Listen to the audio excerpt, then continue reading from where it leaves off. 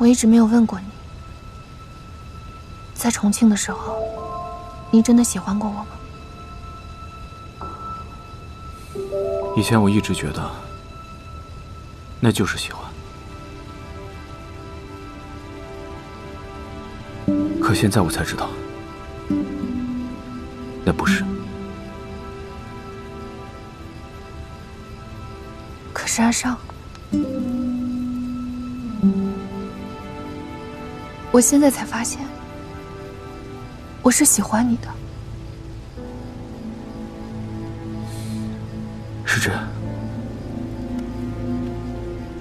别这样，我们已经过去了。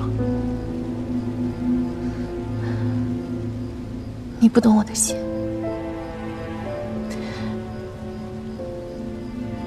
你放心，我不会打扰你的。即使我们做不了情人，还可以做朋友，不是吗？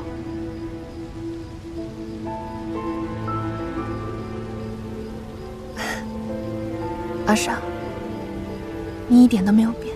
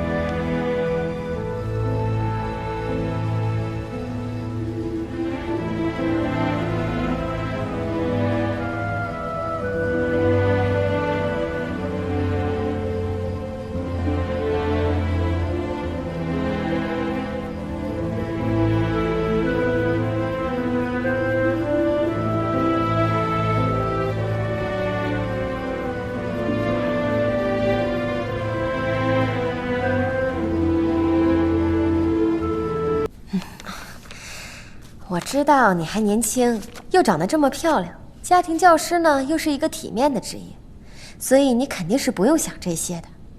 更何况令兄不是也还没成家呢吗？冯医生有女朋友了吗？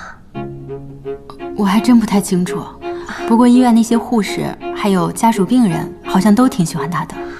我哥从小就受女孩喜欢，这一点我倒不用替他操心。那也还是要擦亮眼睛，仔细挑选一下。冯小姐，你单纯又善良，你是不知道，这女人骗男人的手段多了去了。结婚之前装的贤惠温柔又善良，结婚以后就开始嫌弃老公不赚钱了。要么呢，就是嫌弃小姑子不嫁人，或者是嫁妆太多了。孙姨娘，你这是拿自己打比方吧？我刚才听见家康在哭，你这个当娘的也不去看一看。是。太太，冯小姐，回见。请坐。谢谢太太。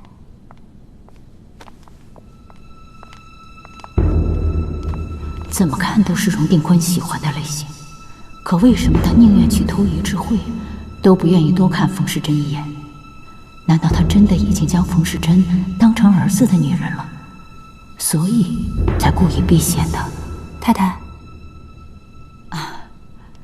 有些事我想问你一下。前日舞会发生的事情，想必你都知道了。下人们都在议论，很难听不到。家里人多口杂，想瞒是瞒不住的。只是我听说，事发那天你好像一直跟智慧在一起。是的，于小姐当时喝多了，我原本是想去请杨先生的，但那时我哥刚好想回家，我就先送他出门了。太太，于小姐这事都怪我，要是我能及时……嗨，怎么会怪你呢？那是他自己的选择。大少爷，你出门啊？太太，如果没什么事的话，我就先上楼了。去吧。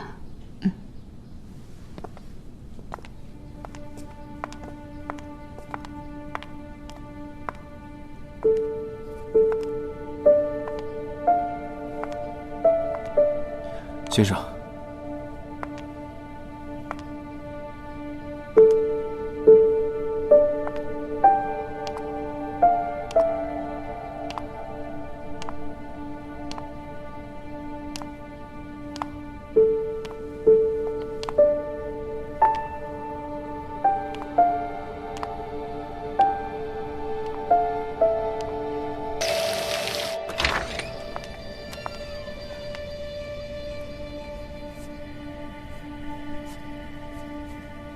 他变得愈发像荣定坤了。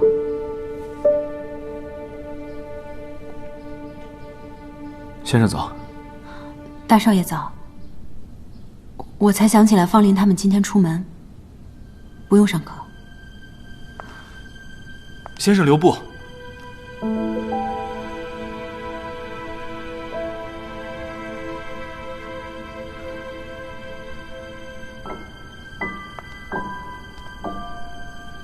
我们还是朋友，不是吗？先生要来看看我的字吗？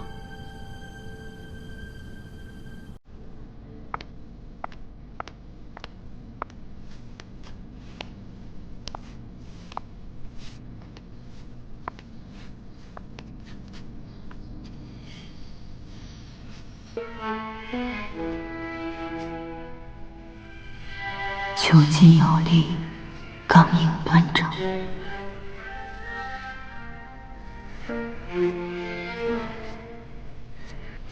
当初孟轩肯定没有看过荣家上的字，能写出这么漂亮字的人，怎么会是传闻里那个怪癖顽劣的纨绔子弟呢？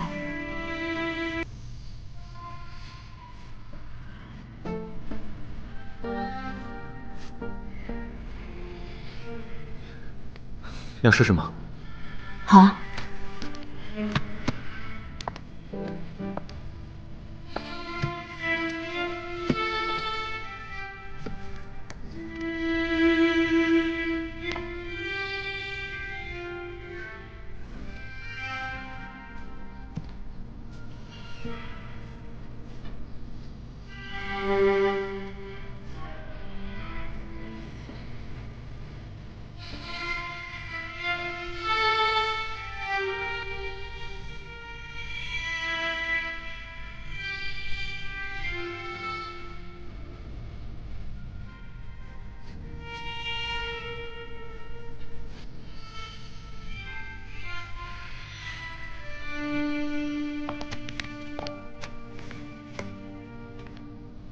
真特别。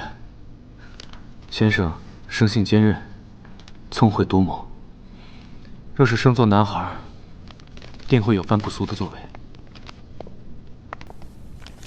既然已经生做了女儿身，就不去想那些假如的事情了。做人啊，最忌讳的就是好高骛远。黎民百姓，还是踏踏实实的过好日子最要紧。如果连养家糊口都做不到的人，还谈何宏图伟业呢？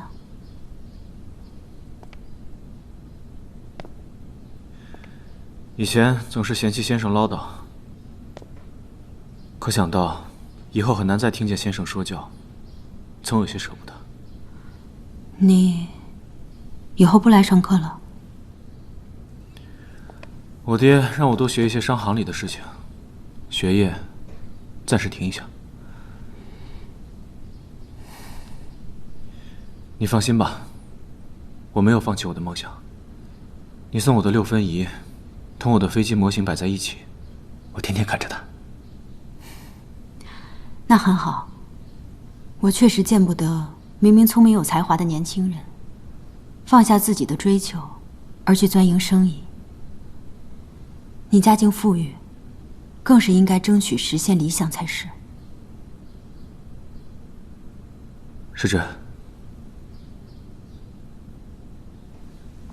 你有喜欢过的人吗？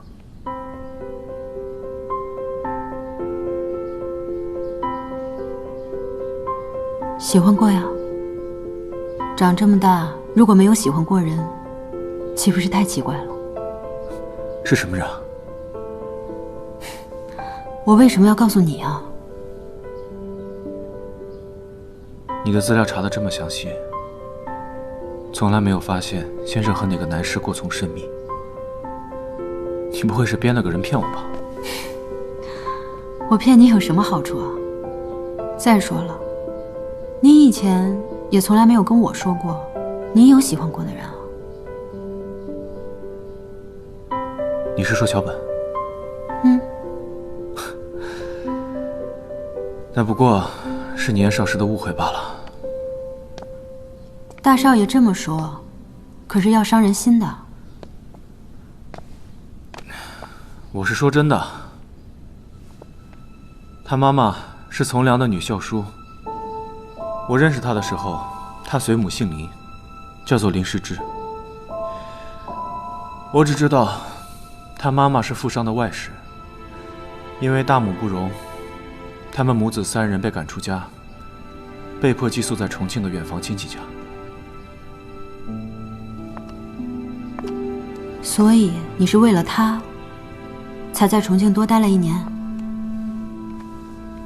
谁跟你说的？方林、方化他们，听他们说起，你们俩是青梅竹马，是因为造化弄人才被拆散开的。这好不容易重逢，你又订婚了，听起来还真是一出波折起伏的大戏啊！小丫头们瞎说的。我当时是想去考黄埔军校，他们在招第1届的学员。我背着我爹去考，居然考上了。我爹不同意，一心要我念商科，我就赌气赖在了重庆。当然了，最后胳膊拧不过大腿，还是被半劝半威胁的招了回来。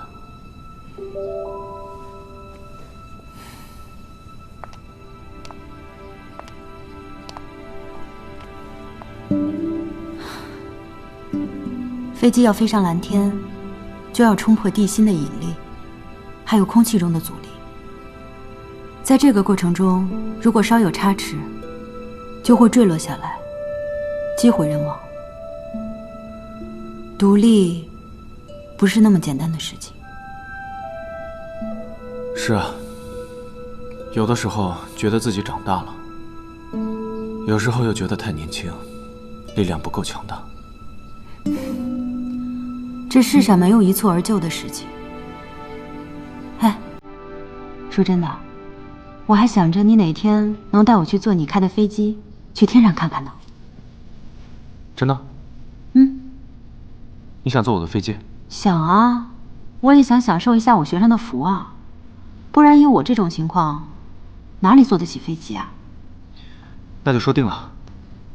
世珍，将来有一天，如果我开上飞机了，我第一个带上你。一不来上我的课，就直呼其名了。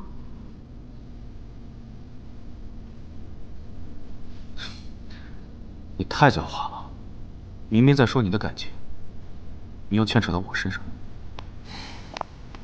是吗？我可没打算告诉你啊。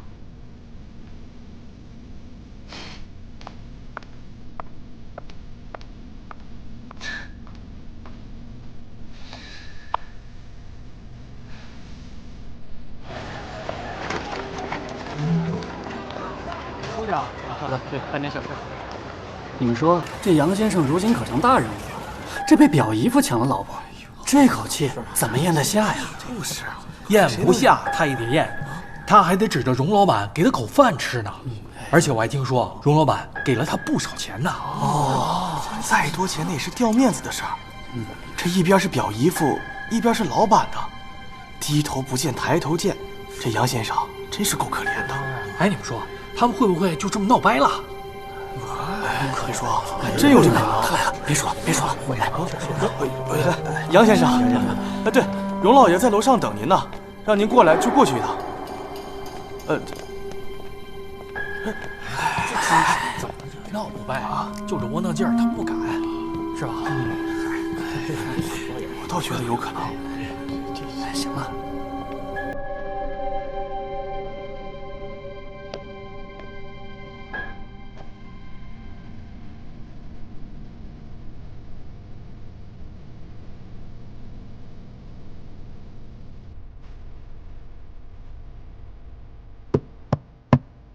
晶儿，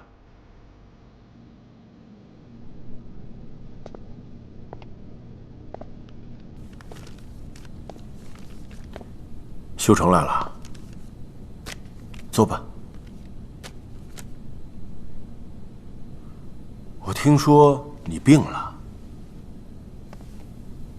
这脸色还真挺不好的，要不要我给你找个大夫诊断一下？我就是得了点风寒，怕传染给别人，让姨父费心了。来，坐下说，坐下说。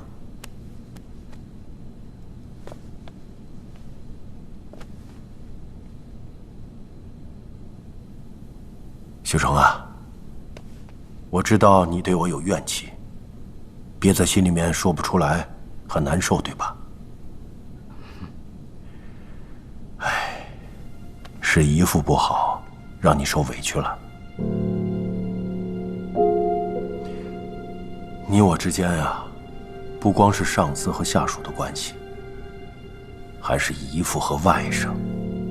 虽然你是太太那边的姻亲，同我们荣家隔得远点儿，但是这么多年，我一直把你当亲外甥对待，培养你，提拔你。在这之前，觉得表姨父对你有什么不公吗？姨父对我有再造之恩，我永远都不会忘记。我说这些呀，不是为了让你报恩，我只是想告诉你，你能像今天这样出人头地，那也是你自己的功劳。我不希望我们两个因为一点小事而有了嫌隙啊。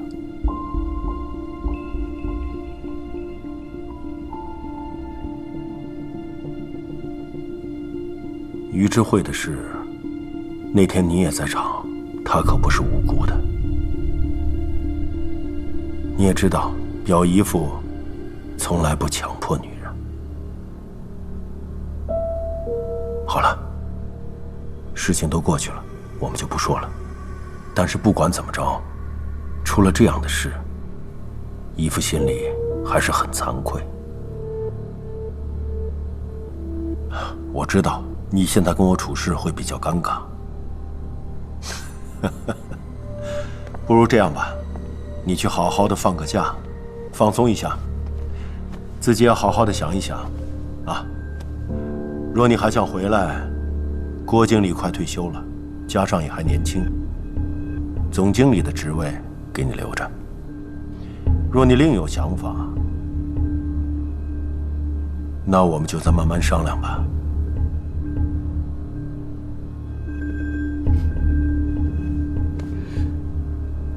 姨父教过我，女人的事，小事，姨父对秀成的恩情，秀成铭记于心，断不会因为此等小事与姨父疏远。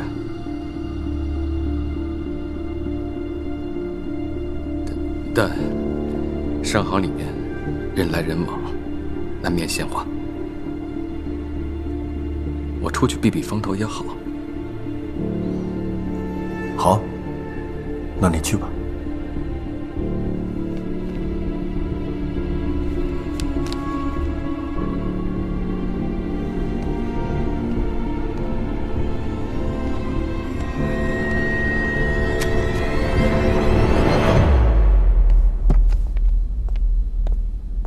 表哥，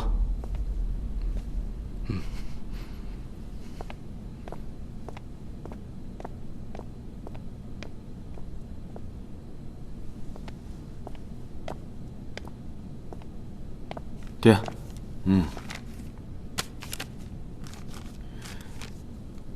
你和杨秀成说了什么？给他放个假罢了。哦，天津这单你办得不错啊，拖了那么久都没谈妥，你一去就办成了。你那几个师叔都在夸你年轻有为啊。爹，不打算继续用杨秀成了？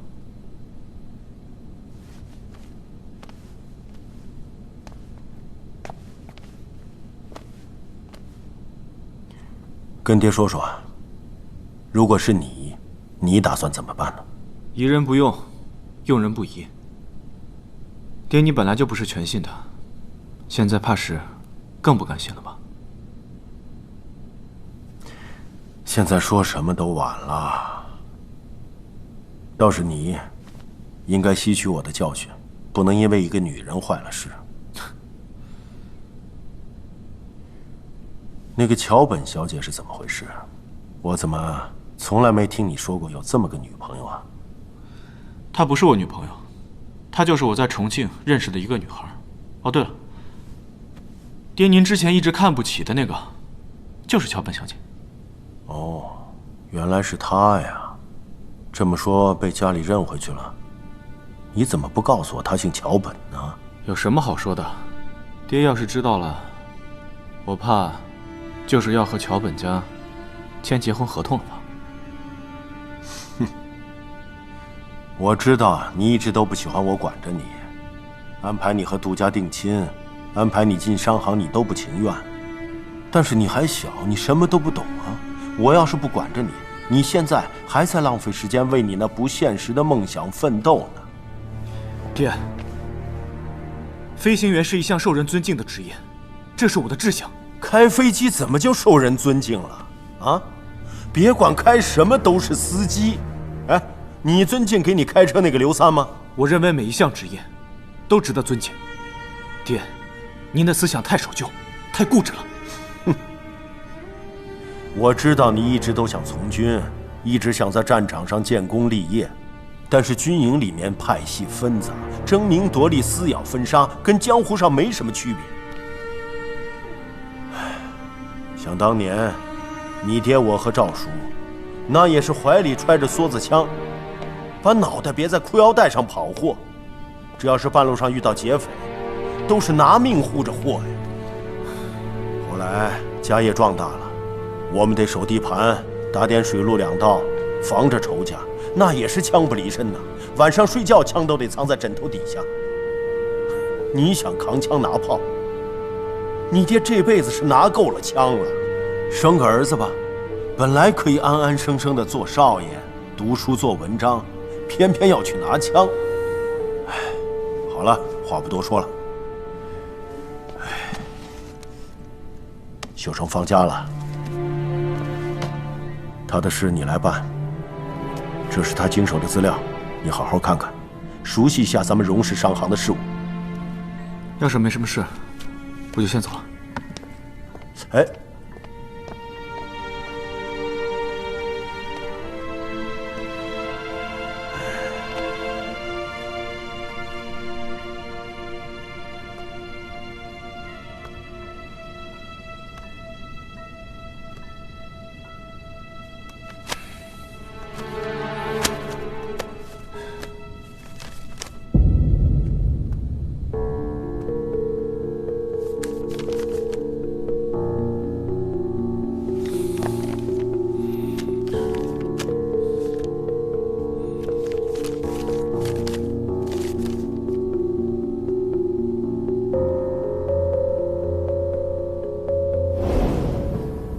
冯小姐，我听说你们家原来在文春里有一家药铺，后来被大火烧毁了。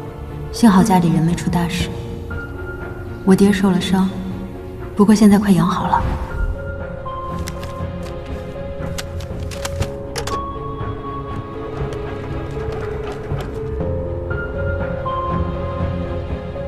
赵秘书，来我办公室。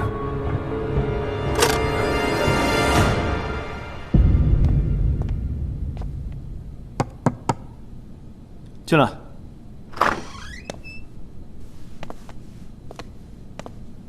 大少爷，您找我？我爹让我接手杨先生的事情，我刚刚看了一些文件，有些不明白的地方。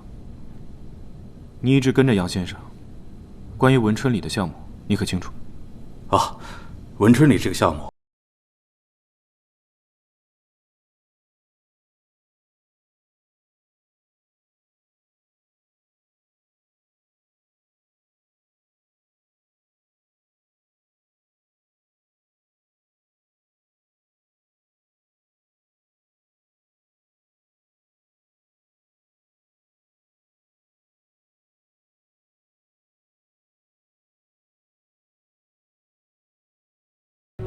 不过这文春里后来忽然一夜之间就烧成了废墟，这地不值钱了。大圣公司就趁此机会吃尽了文春里的地皮。至于他们后来为什么没有翻倍，倒手卖给荣氏，这个当初都是杨先生和他们谈的，具体情况我不太清楚。这不合逻辑。荣家既然一直想收购这块地，以我爹和杨秀成多年经商的敏锐度，怎么会在降价的时候没有及时去跟进，反而被大圣抢占了先机？这个大圣公司到底是什么来头？文件上面也毫无提及。是啊，大少爷，跟您说实话吧，文春里这个项目，自大火之后，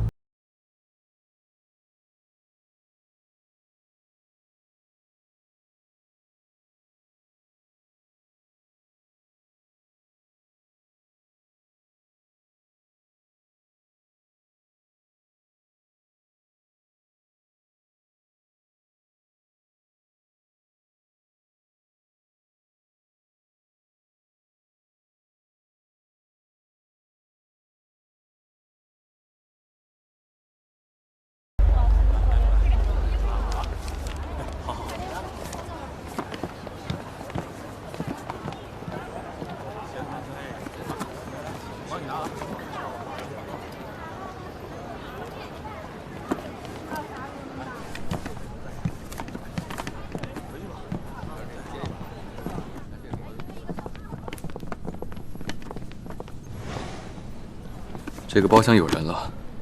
没人我还不来了呢。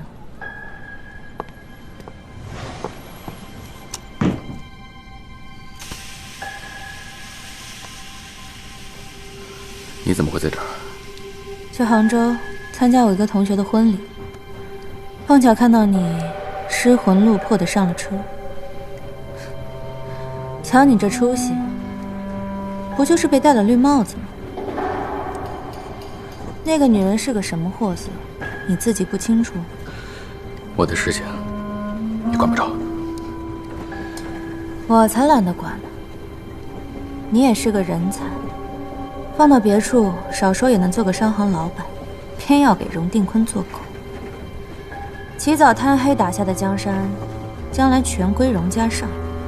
哎，你说，你知道荣定坤那么多秘密，他的手段，想必你也清楚。你觉得你今后的下场会是如何？是江里的一具浮尸，还是郊外的一抔黄土？横竖你家里也没什么亲人，这过年过节的，连烧香祭拜都少。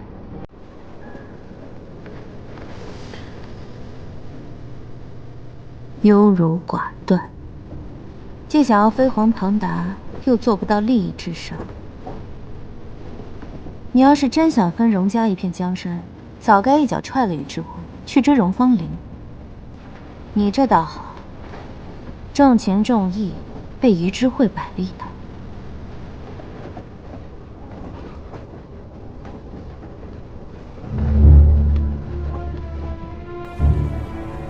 杜小姐，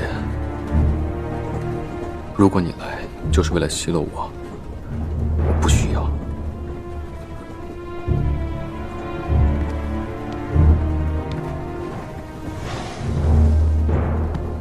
请你回自己的包厢。我是来提醒你，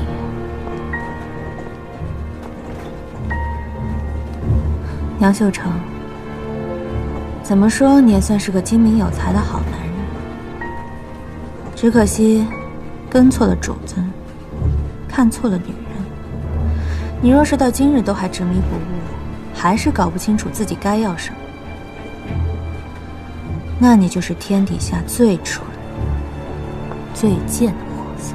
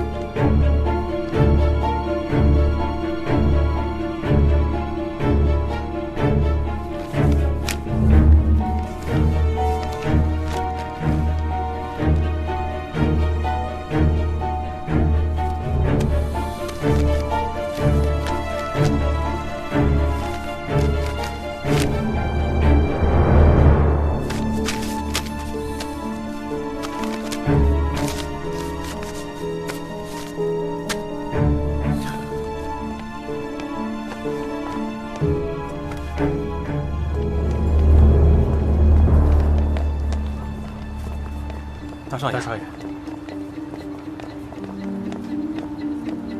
少爷，去文春里。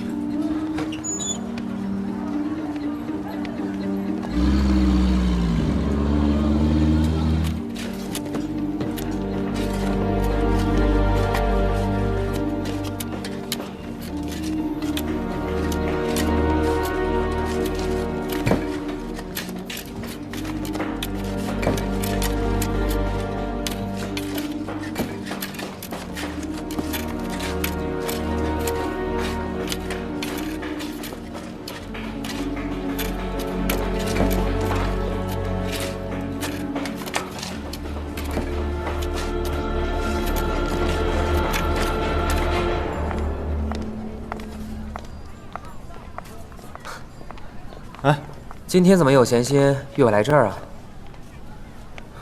我问你个事儿，去年文春里的大火，你知道吗？怎么不知道？那场火烧的，整个上海滩都看见了。哎，我家报馆还是头一个报道的吗？那块地，后来不是被你们家给收了吗？那场大火之后，有一家叫做大盛的公司把那块地皮给收了，但很快那家公司周转不灵，于是把那块地皮贱卖给了我们家。你各路人马认识的比较多，你帮我查一下这家公司到底什么来历。这家公司的事儿，你回去问你爹不就行了？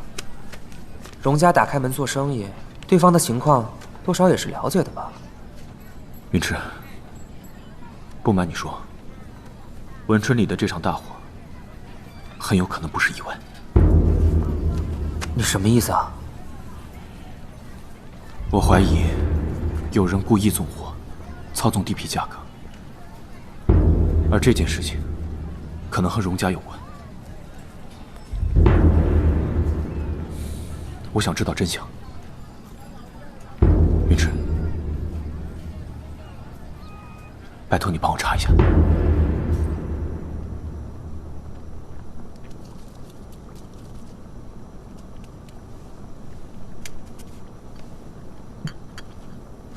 快点吧。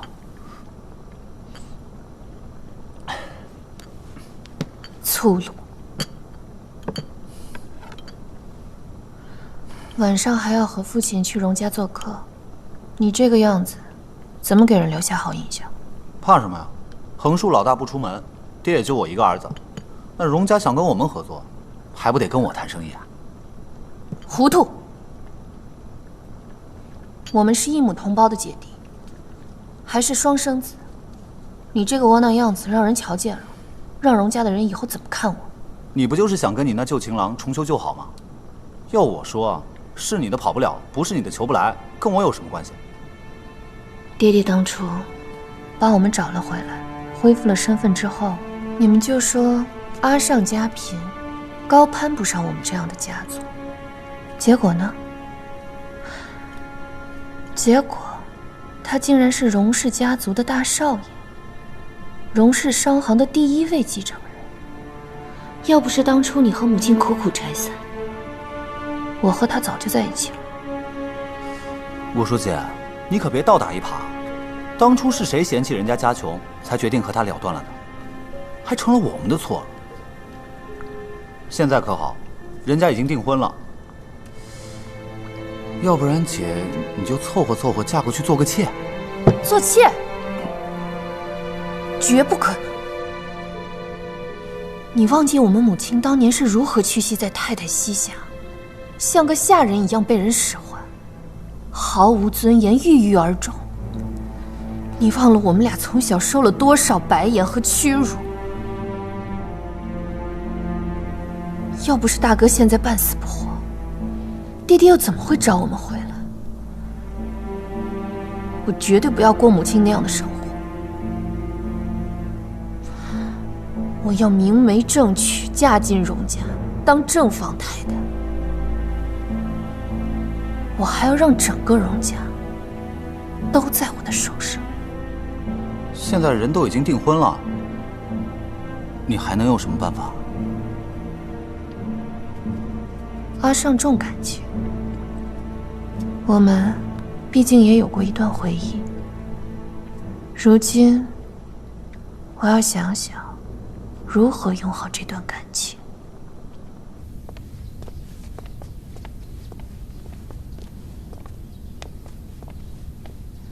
大少爷，您回来了。冯先生在吗？回大少爷，冯先生跟太太告了假，回家过节，要晚上才能回来呢。知道了。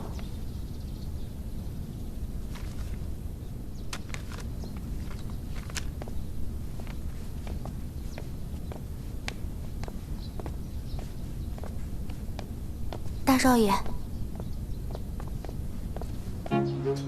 妈，您说的是谁啊？我怎么没印象啊？就是那个赵伯母家的那个侄女，哎，你女中的那个同学。哦，我想起来了，哎，我想起来了。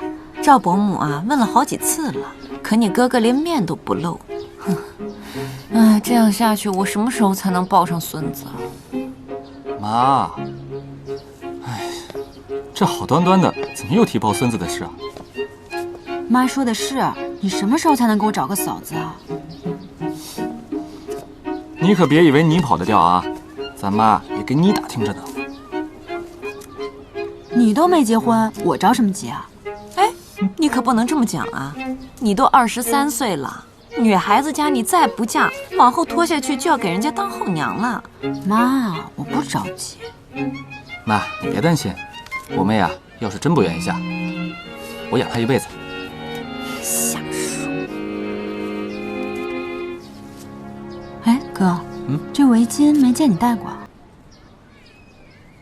啊，应该是被人送的。今天天有点凉，我顺手给陪上了。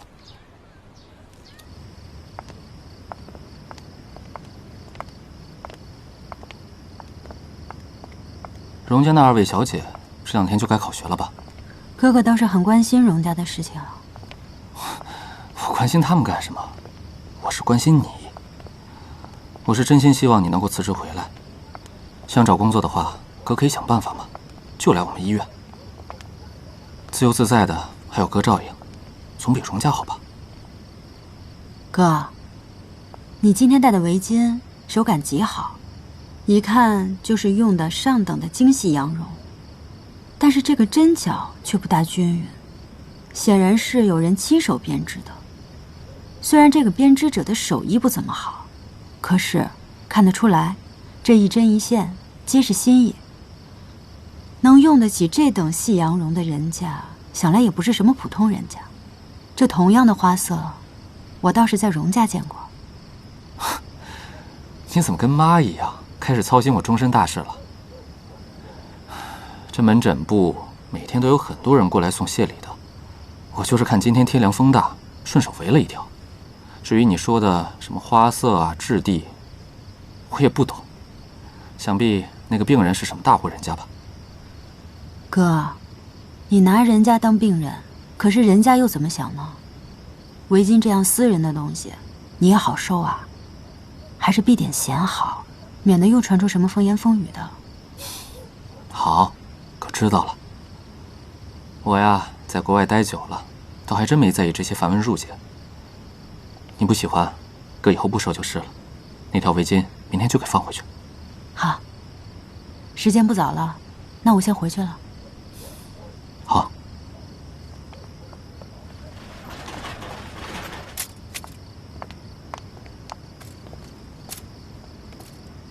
注意安全啊！回去吧。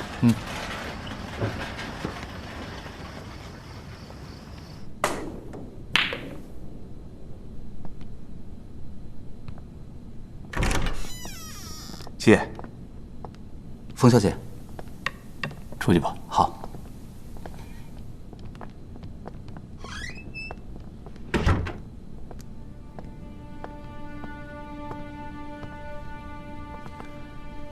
尝尝这个千层酥吧。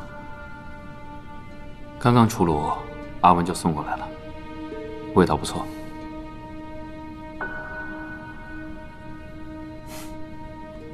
还在生我的气啊？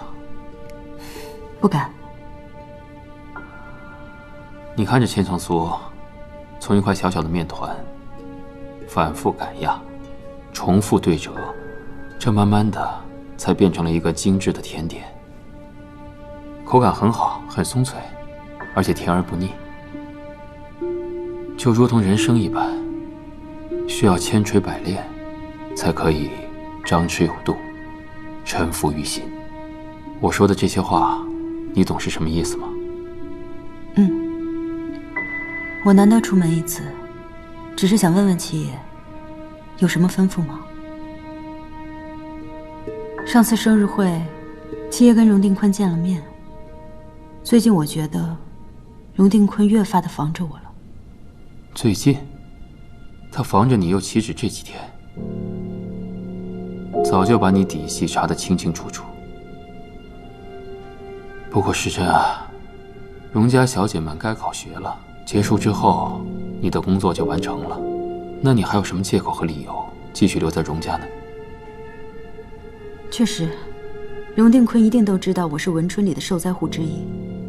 如果小姐们考完试，我还继续留在荣府，别说荣定坤了，就连荣家上也该起疑了。所以，我决定主动请辞。主动请辞？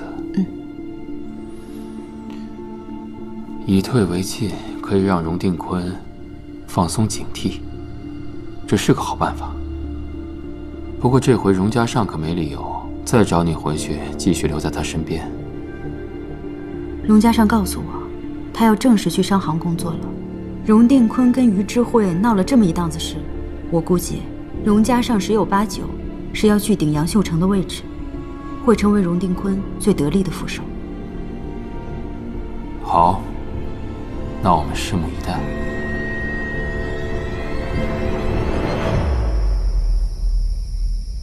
欢迎欢迎啊！荣老板，这是犬子、桥本来二。荣老板好。啊，你好你好，哈哈哈！来，请坐。好好好。桥本先生，令郎真是一表人才啊！冯先生好。小月，前面在做什么？这么热闹啊！好像来了2个日本人，听说姓什么桥本的，正在厅里头跟老爷说话呢。哦，快去忙吧。好的，冯先生。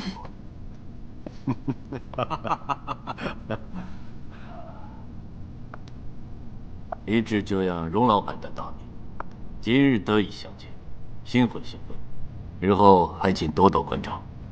桥本先生过奖了，请用茶。听说荣家在上海有好几处房产生意，正好我们家想换个更大的宅子，不如荣伯伯帮忙推荐推荐，顺便多给点优惠。婵儿，不要多话。犬子唐突，自幼在乡野关，没有规矩，还请荣老板多多见谅。哼，无碍无碍啊。正好最近新开发了一块地皮，恰巧明日犬子得空，不如让他带桥本少爷出去转转，看看有没有什么合心意的地方。啊，那太好了，多谢荣老板。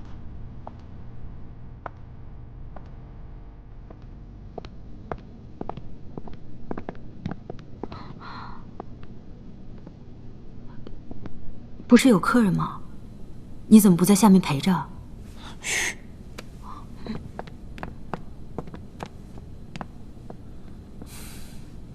好不容易找机会出来躲一会儿。怎么？怕乔家二少认出来，你就是他们家小姐的旧新郎？认出又怎么样？我和他早就毫无关系了。你这是刚从家回来？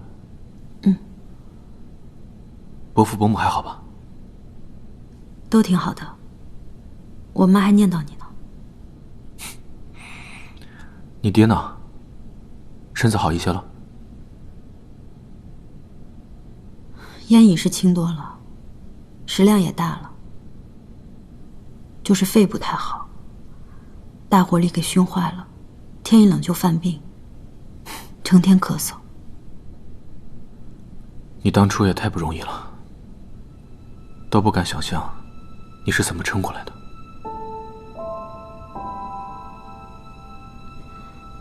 那个时候，家里烧成白地，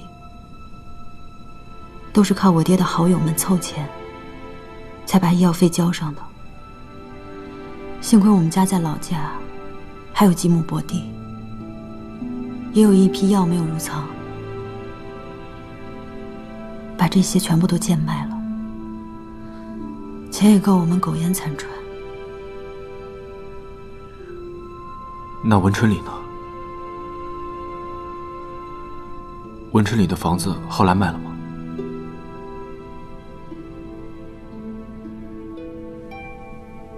都烧成那个样子了，能卖多少钱？不过是一点地皮钱罢了。我家还算好的，我大哥做了医生，薪资还不错，养得起家。可是还有多少街坊邻居，因为这一场大火，变得一贫如洗。别说了，我要是早点认识你就好了。要不是在重庆耽搁了1年，不然我就可以早点回来了。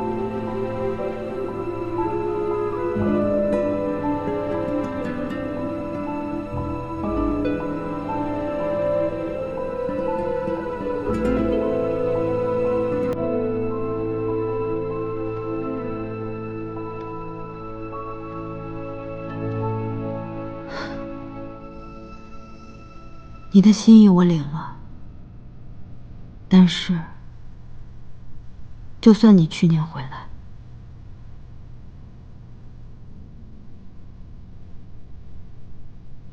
我们未必能认识。是啊，你是家里正经开药店的女老师，而我是走私大亨的儿子，我们的生活没有交集，也不是在一个圈子里。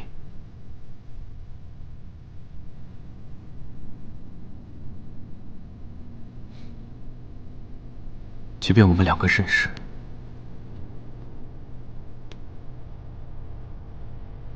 你是不是也不会多看我一眼？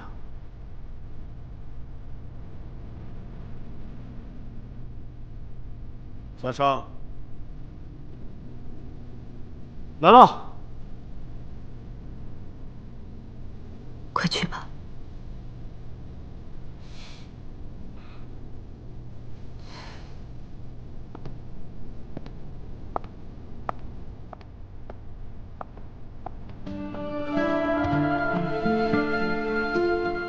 时珍，若是你遭遇的苦难真的同荣家有关，我该如何自处？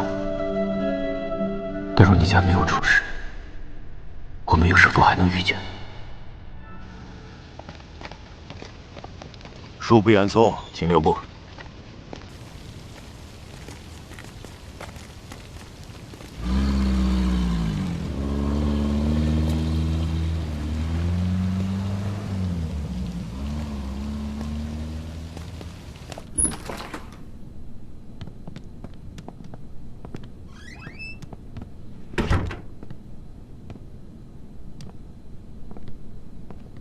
走吧。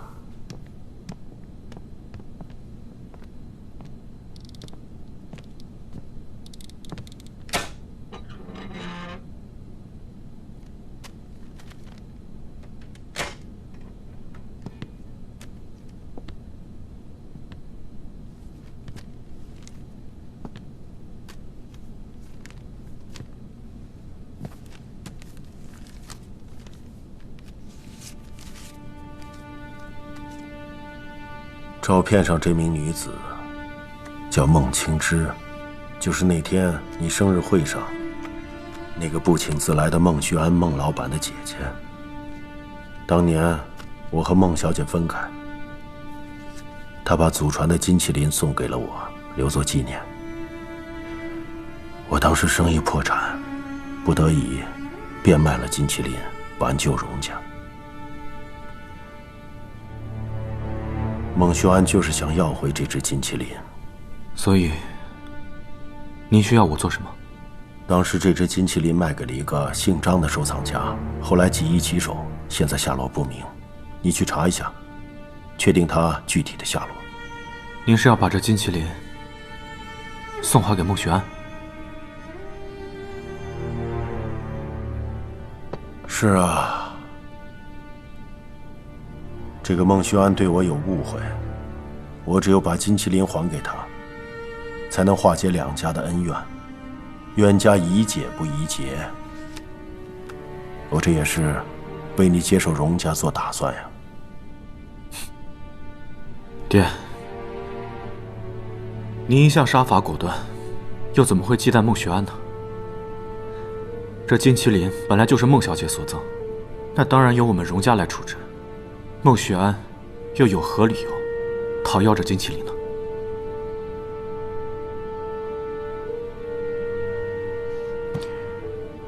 这只金麒麟是他们孟家的传家之宝，孟学安要回去实属正常。况且当时我和孟小姐分开，是我有愧于她。加上我这么辛辛苦苦的维护一切，都是为了你呀。你记着，孟学安绝非善类，我替你平息恩怨，扫除障碍，将来也好把荣家放心的交给你。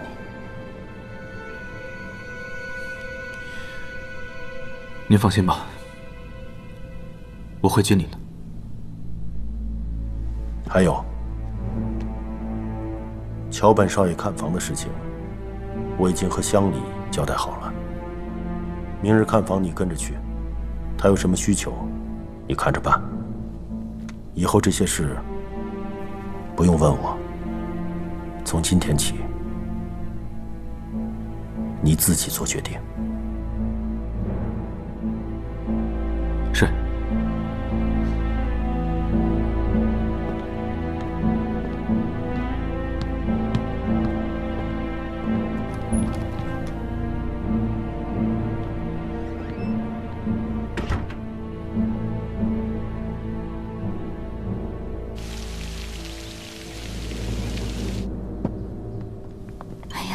我就不去了。走吧，先生。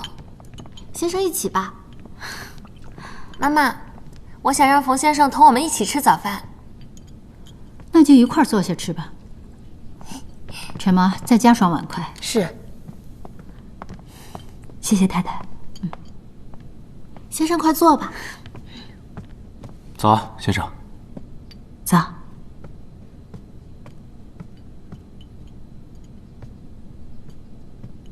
吃碗馄饨。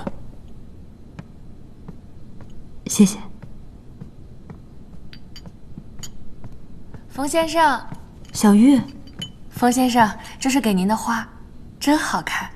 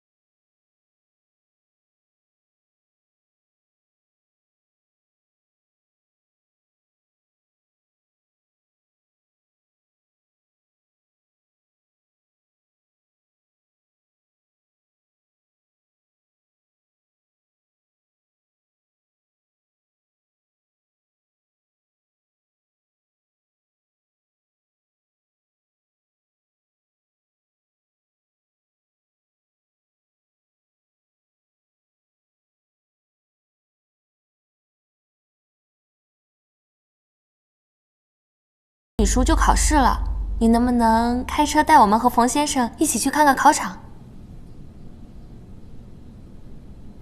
我等等要和云池去陪桥本家看房，你们若没事的话，就跟着我们一起去。等看完房，顺道看看考场。那赶快吃，吃好了一道去。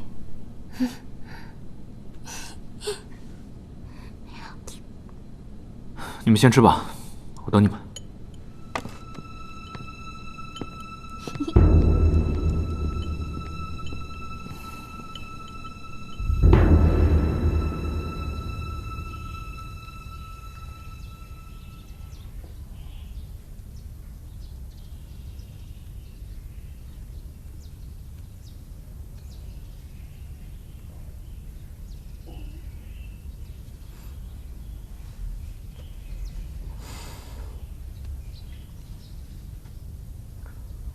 想好回去怎么跟荣定坤开口了吗？我要真走，荣定坤就算不杀了我，也会毁了我。至少我在上海没有立足之地。这天底下又不是只有上海一座城。我们家要在广州开第2家银行了，跟着我，我会保护你。我去度假干嘛？当你养的小白脸吗？你爹无非再给我一个乡里做，我在荣家这么多年，他怎么可能会信任我？又谈何重用？那你想如何呀？跟荣家上解除婚约，跟我结婚。我若成了杜家的女婿，你爹自然会信任我。说的轻巧，我跟任家尚说好听了是一场婚约，说难听点就是一场交易。一旦解除婚约，荣杜2家签订的各种协议都要作废。我辛辛苦苦做了20年的孝女，到头来为了一个男人惹我爹生气，我图什么呀？再说了，要是真的解除婚约，我们家还得倒赔一笔钱。你真想让我坐实赔钱货这个名声吗？那我们现在谈论这些有什么意义呢？你有信心把荣家尚架空吗？不好说。荣家尚虽然刚刚接手商行的生意，是个新手，但是他非常聪明，又肯吃苦，没那么好忽悠。不过什么？不过他当初是想从军的，是荣定坤死活不同意，硬拉着他回来接手家业的。从军报国，这么高的理想，荣伯父居然不理解。那我这个做妻子的，自然要支持他去追求理想了。至于家业嘛，不是有你这个能干的2掌柜吗？荣定坤是个老狐狸，是否让我当上2掌柜，还另说呢。怕什么？荣家的家业迟早会落到荣家尚手里。你呢，就耐心地培养自己的事业。等你羽翼丰满了，荣伯父和我爹都老得不管事了，我就跟人家尚离婚。到时候，荣杜2家还不是我们说了算？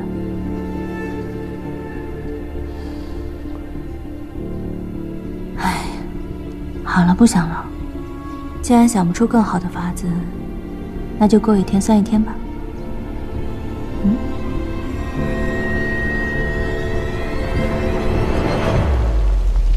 方画今天可真好看。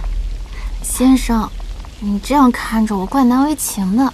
待会儿武少爷看到你啊，肯定眼睛都看直了。就是，先生。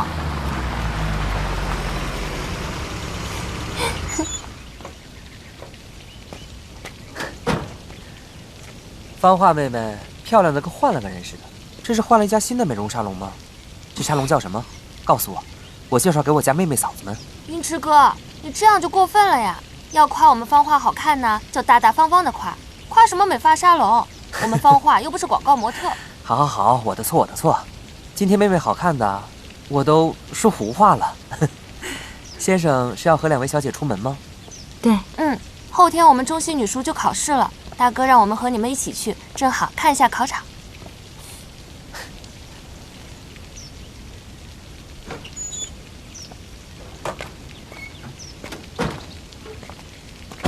家上，今日劳烦你了。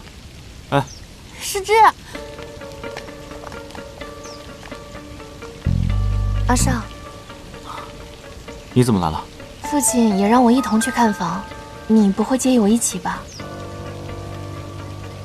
怎么会介意呢？你是我们的好朋友啊，是吧，大哥？桥本小姐来看自家房子，合情合理，何谈介意？这边请吧。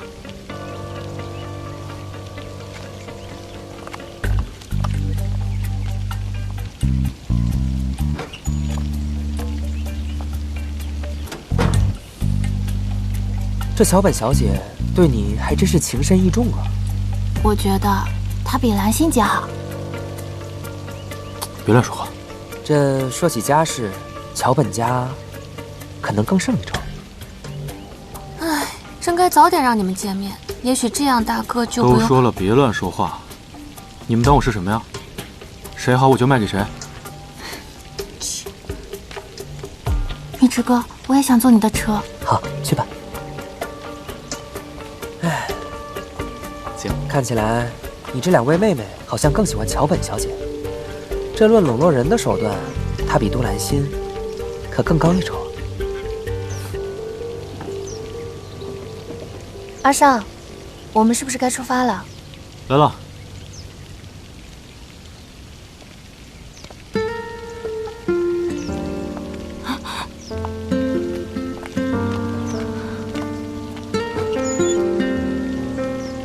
请。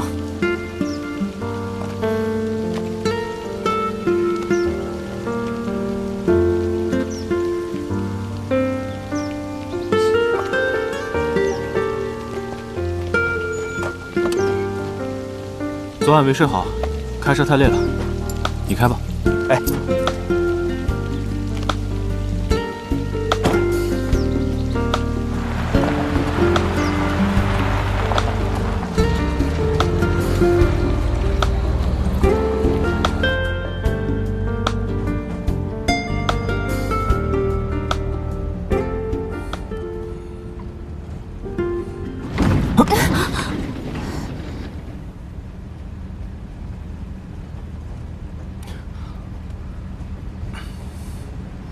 没事吧？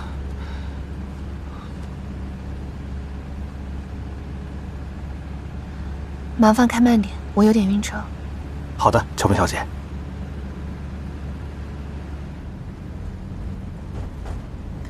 阿尚，你当初描绘了那么多上海的景色，还说要带我来看，现在果然兑现了。我当时不过是随口说说罢了，10来岁就离开了家，上海的事情早就不太记得了。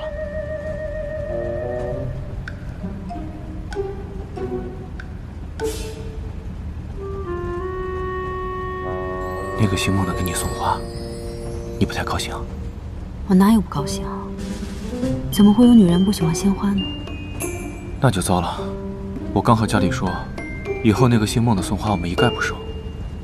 要不待会儿回去，我再给管事的说一声。你是东家少爷，自然要听你的吩咐。你想我收我就收，你不想我收，我也不缺那一束花。孟轩这个人太复杂，他不安好心，你少跟他接触的好。要是你真的喜欢花，我每天都可以送给你，怎么样？还是敲了门挂在门上吗？大少爷送花，似乎只有这一招呢。你说孟先生不安好心，我有什么可值得他图的？图色啊！图色啊！图色是不安好心的话，那大少爷对我也不安好心啊。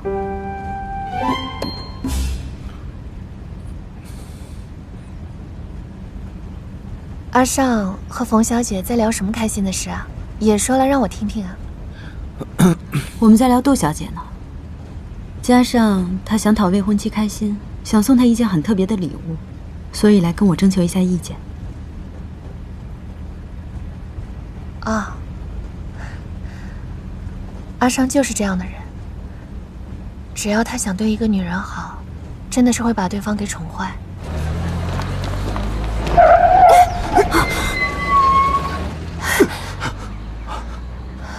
乔薇小姐，你没事吧？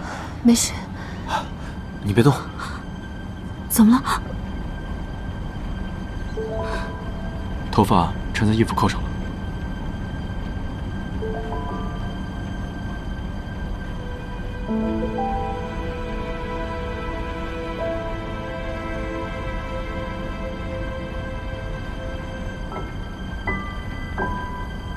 好了吗？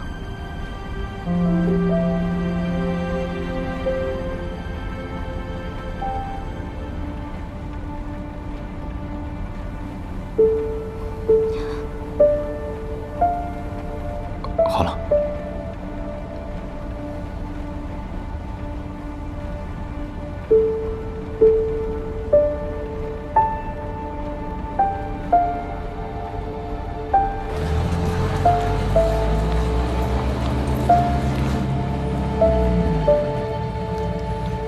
大少爷，我们到了。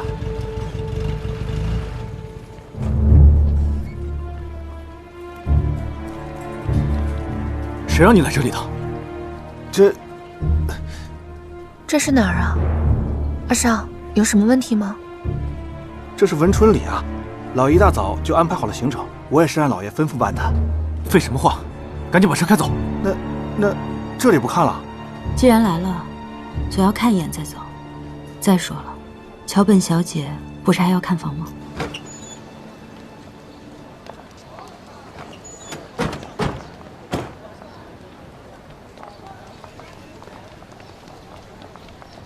原来是大少爷驾到了，难怪这天立马就放晴了。只是眼下这工地四处乱糟糟的，怕是招待不好诸位贵客呀。原来这就是我们家的房子啊！这样，那我先带诸位少爷小姐们四处参观一下吧。我们这儿地理位置特别好，这外围呢做的是大商铺，内圈啊都是独栋的小洋楼。我就想看看独栋的小洋楼。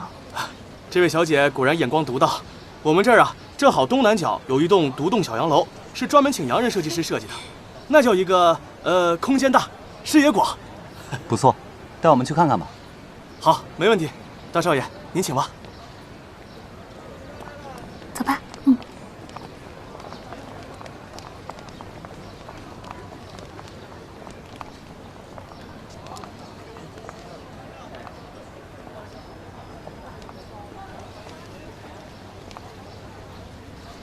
你要是不舒服的话，我让司机送你回去。这片地是你们家的？人家便宜转手，我们家就买下来了。等到时候那个码头变成私有港的时候，这里应该会挺旺的。火都烧得通了天，能不旺吗？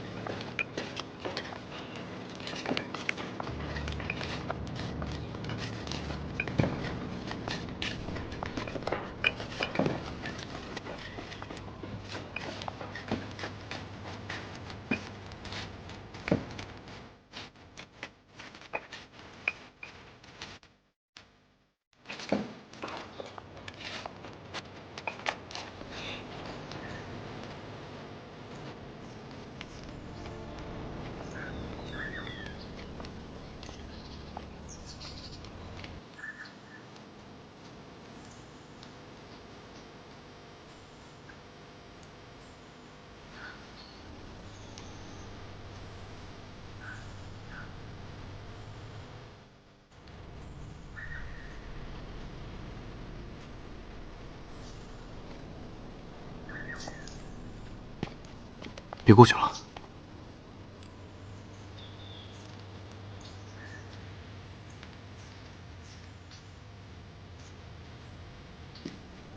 别进去了，这里太危险，这柱子随时都会垮下来。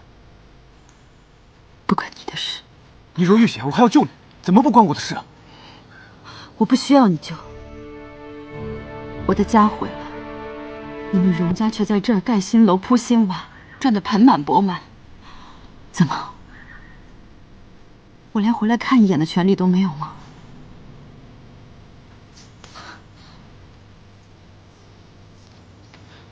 世珍，这里面已经什么都没有了。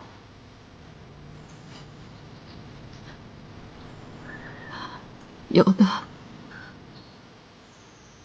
只是你看不到吧？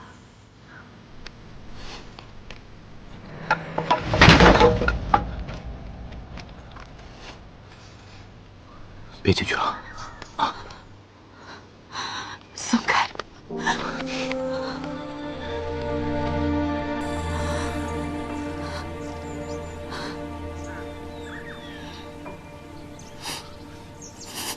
对不起，世珍。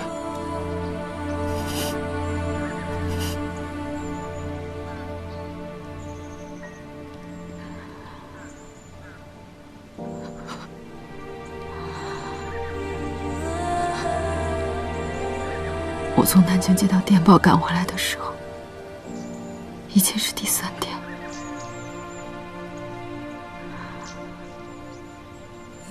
那时候家里还有些大洋在保险柜里，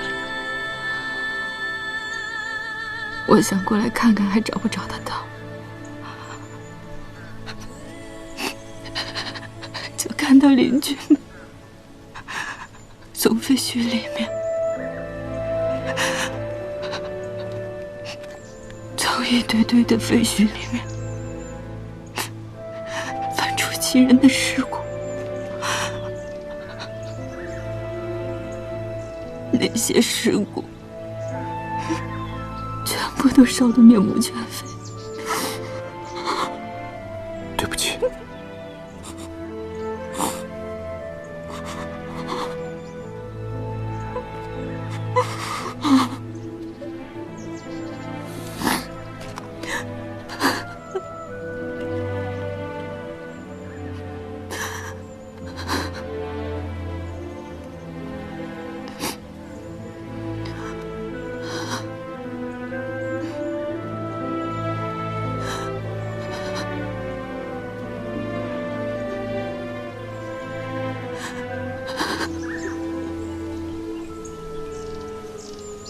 大哥也真是的，说好了带你们来看房子，结果他人先不见了。阿尚肯定有别的事情要忙，没关系啊，有你和芳华陪我一起看一样的。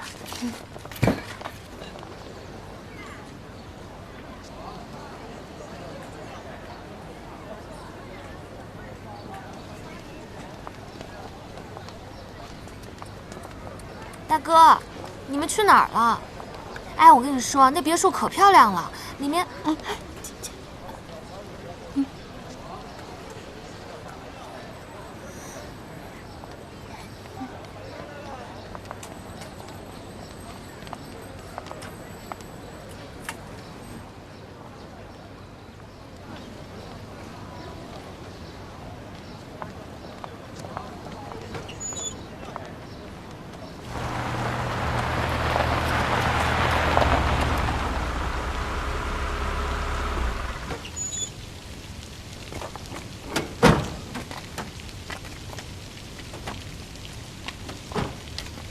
走吧，老爷，你怎么能想一出是一出呢？咱们当时可明明说好了，要给婉儿找一个门当户对的人家，怎么现在要去跟什么郭襄理说亲？我可打听过了，那郭家穷的连太太小姐都要自己补衣服。我的婉儿嫁过去能有什么好日子？还不是连嫁妆都得拿去补贴郭家上下老小。行了，郭家那是前清举子之后，嫁过去不会亏待她的。前清举子算什么呀？婉儿可是我大哥唯一的女儿，她才14岁啊！你明明可以给她找一个更好的婆家，你怎么能看着她往火坑里跳呢？哎呀，老爷这是为你们孙家好才说下这门亲事，你现在怎么反怪起老爷来了？太太要是觉得好，为什么不把自己的女儿嫁过去？哎呦，瞎讲，那能一样吗？好了，都闭嘴，闭嘴，闭嘴！我告诉你，不要和我闹。郭家也是正经清白人家，嫁过去总比到别人家当妾要好。我还跟你说，青儿的事我还没跟你细算呢。你别以为你在家生了个儿子就可以作威作福了，在这个家里面，你就是个妾。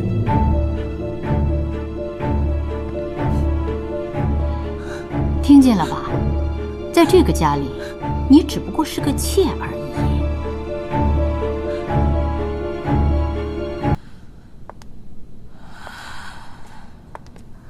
小姐，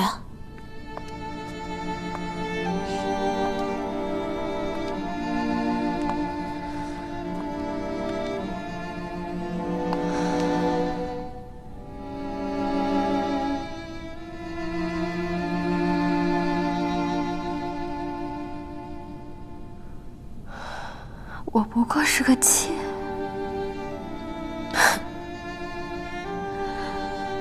当初哄我进门的时候，许我山盟海誓，说什么除了不能扶正，心里最爱的就是我，还说等我生了儿子，就扶我做平妻。哼！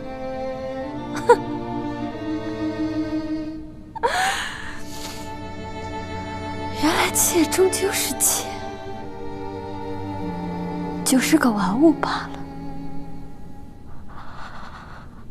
就连孩子，都是他可以用来交换买卖的工具。小姐，老爷脾气没有以前好了，你何必跟他硬碰硬呢？你以前多会哄他呀，怎么生了小少爷后就全变了？我不是不能服软，我只是觉得累。我再也不想讨好他，奉承他，就连装装样子，我都懒得去做。你说的没错，是我变了。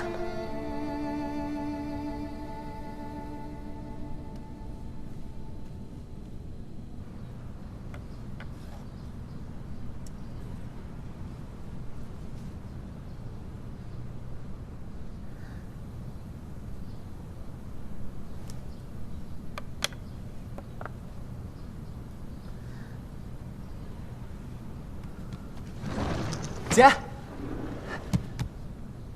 我说过多少次，进我房间之前要先敲门。忘了，生那么大气干嘛？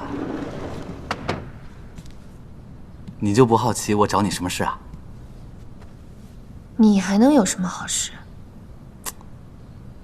哎，听好了啊！寻物启事。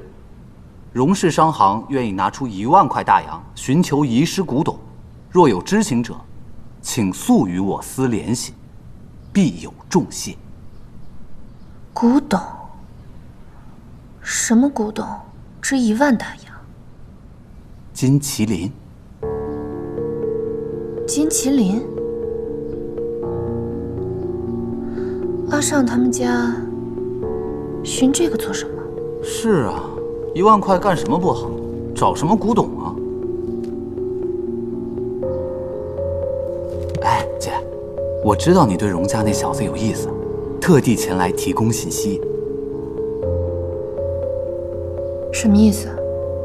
咱们家也有个金麒麟。什么？你怎么知道？有一次，我偷听父亲跟太太谈话，说咱们家那个金麒麟可邪乎了。春儿啊，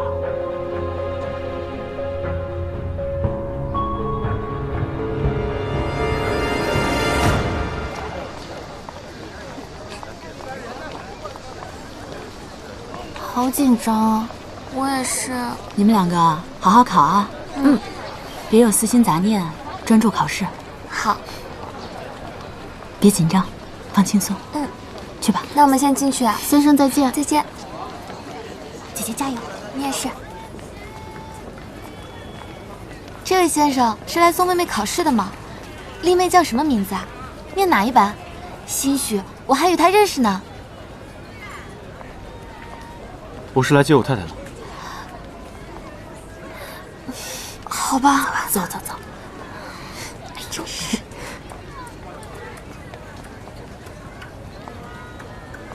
你这样说可不好，万一有认识的人把话传到杜家，与你是风流，我可就洗不清了。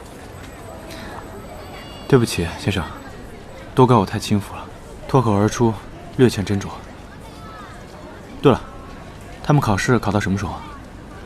上午要考国文和数学，差不多要到11点半，下午还要考英文。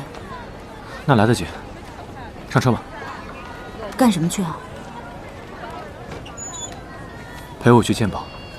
鉴宝？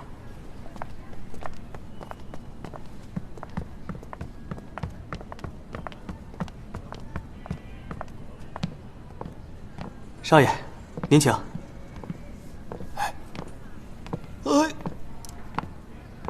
哎呦，荣大少爷，吉祥吉祥，请。朱掌柜果然守时啊！哎呦，出了这档子好事儿，我没有道理缺席呀。东西拿来看看吧。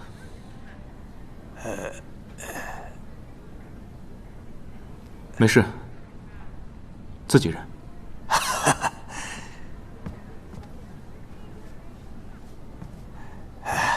荣大少爷，您先等等。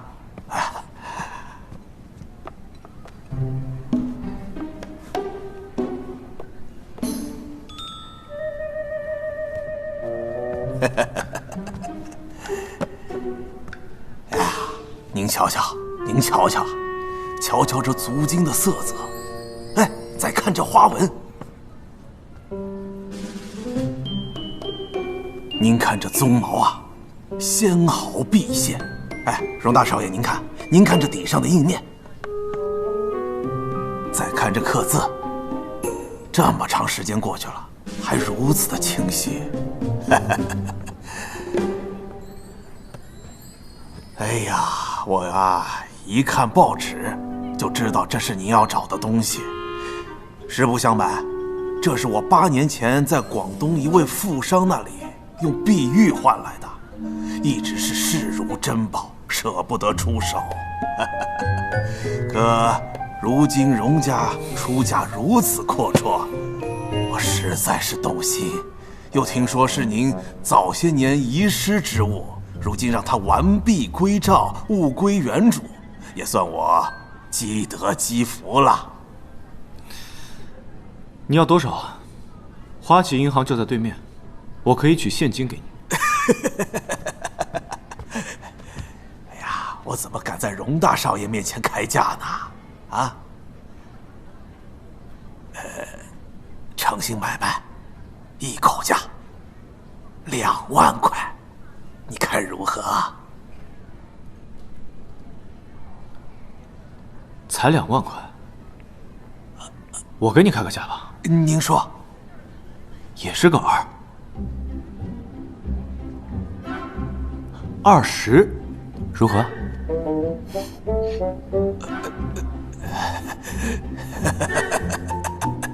荣大少爷，您这是在消遣我吗？这20块还是买你那个沉香木盒子。周老九，有女士在场，糙话我就不说了。就你这个镀金铁疙瘩，拿去镇纸嫌轻了，压泡菜嫌朽了，就这破玩意儿，你卖我2万块，撑死你！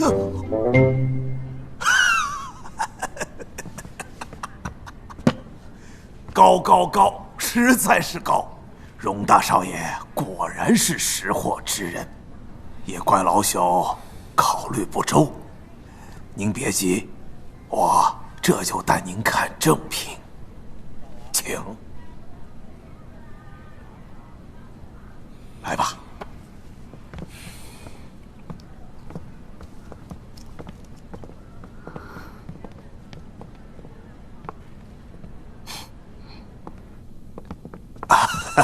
二位请，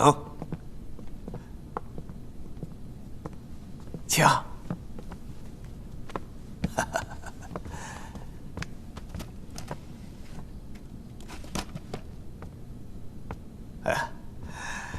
哎呀，荣大少爷，您这回呢可要看仔细了。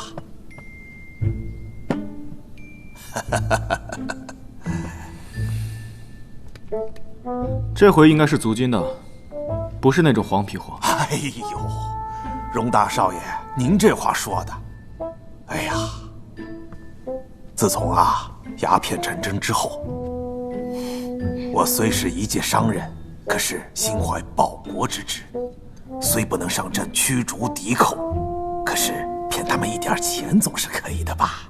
你说对吗，姑娘？别嘚瑟了。说老实话，这个也不是真的。朱掌柜，我话都说到这个份上了，能不能老实点？荣少爷，您稍等，我还有一个。还有？别拿了，感情你拿我替你鉴宝呢。我跟你把话说明白吧。哎，我爹在卖掉金麒麟之前，为了辨认，在上面动了手脚。他挫掉了金麒麟的一根鬃毛。哎呦，我说是哪个孙？哎，人干的呢，原来是荣老板的手笔。荣大少爷，您早说这金麒麟动了手脚，不就是了吗？这论瓷器，当属北平琉璃厂的黄二爷；可这论金属器，朱九爷敢称第二，就没人敢称第一。哦，荣大少爷，您过奖了。哎呀，今非昔比呀！如今我也是龟缩在弹丸之地，朝不保夕，再也不是什么爷了。您呐，还是叫我老九吧。九爷，哎，您拿来这第二个，明显是照着我爹那个仿的。说实话，正品到底在哪儿？荣大少爷今天没有带手下，就带了这么漂亮的一位小姐，咱承您这个理儿。跟您说句实话，这金麒麟确实是按照正品仿制的，可那是18年前的事儿了。但是这正品从来没有经过我的手。当时持有金麒麟的是南阳的一位富商，姓阮。可是这活我做完之后，人家花高价就买走了。再后来的事情呢，我可就真的不知道了呀。朱掌柜，别演了，好好说。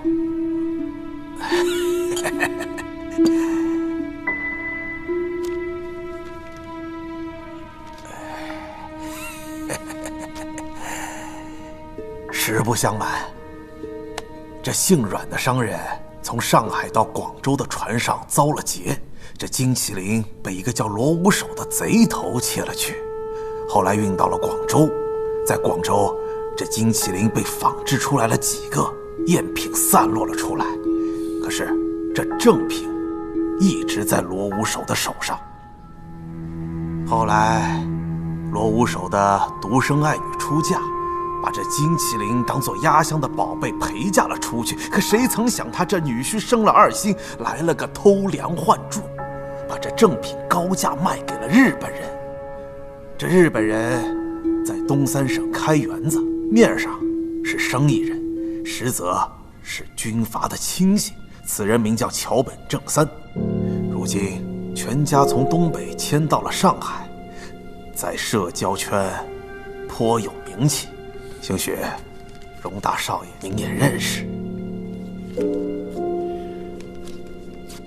这1000的支票，劳烦你跟桥本带个话，就说有人要收他的金麒麟。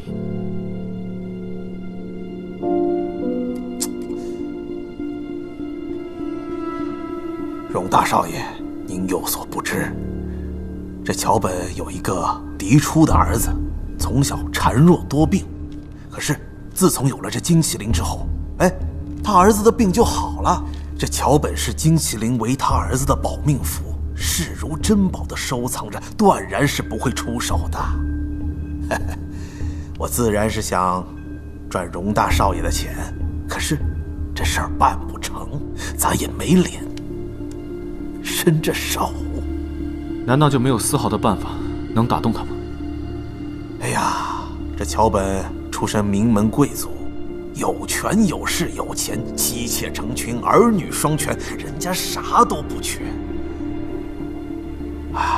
我也知道荣大少爷寻宝心切，可是这件事儿我也是束手无策呀。这样吧，这1000块的支票就买你闭嘴，顺带给我一个伪造的金麒麟，把活干好了，别糊弄我。哎呦，荣大少爷，您就是把我的脑袋给崩了，再借我一个胆，我也不敢忽悠大少爷您是吧？哎呀，前阵子听说荣大少爷在市场上寻找一块红玉，可挑来挑去没有对眼的。我这里有一块，虽然不是上等的好料子，可是货真价实从宫里流出来的玩意儿，还有高僧开过光，还望荣大少爷笑纳。这确实是个好东西，朱掌柜有心了。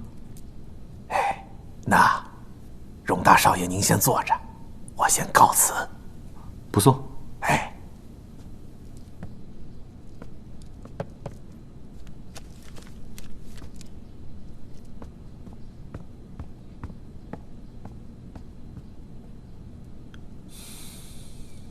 没想到竟然在桥本家。就是那位桥本诗织小姐的父亲，那确实是太巧了。不过我倒是觉得还是有好处的，你可以从诗织小姐那边旁敲侧击，如果有可能的话，还可以打动桥本先生，让他主动让出金麒麟。若要求人，必然要许以好处。桥本诗织这个女人可不是猪老九，用一张支票就能打发她。求人哪有空着手去的？那全得看他的要求是否过分，你能否做到罢了。我看你们家求这个古董求得这么着急，你倒不妨可以试试。如果对方开价太高的话，再想其他办法就是了。你不好奇我们家为什么急求这个古董吗？你们这些有钱人整天想着怎么花钱，今天想买这个，明天想买那个，不是很正常吗？我们认识了这么久，你还是觉得我是个纨绔？我也就是随口一说，打听东家的是非可是大忌。你也知道我不是这种人。也不是什么重要的事，就是我爹需要那个金麒麟，还一笔旧账罢了。对了，这个送你。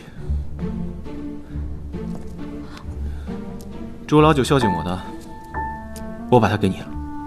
这个太贵重了，我可带不起。我说你带得起，你就带得起。要是怕引来贼，就放着压箱底。横竖都已经送出去了，就没有要回来的道理。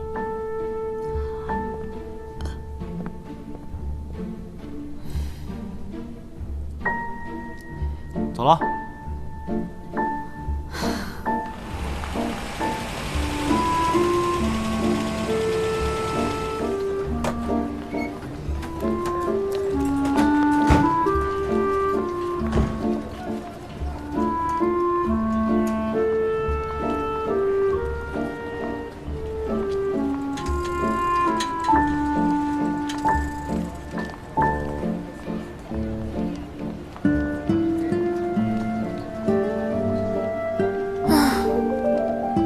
考完了。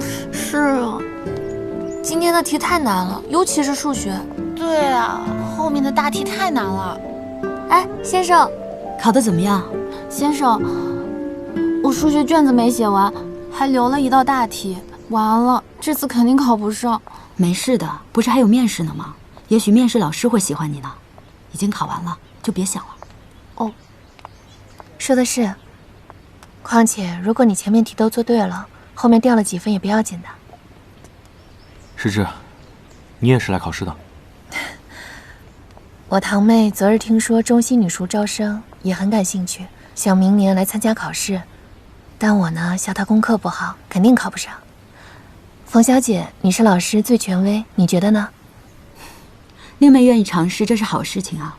她年纪还小，即便明年春试考不上，不是还有秋试呢吗？